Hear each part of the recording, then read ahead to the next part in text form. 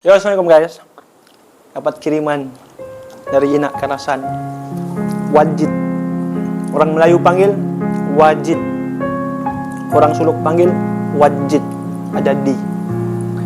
Kalau lagu tu wajid dan dodol. Kalau Suluk panggil dodol pula durul. Tapi bukan itu kita punya topik. Jadi aku just mau bagi tahu satu perasaan.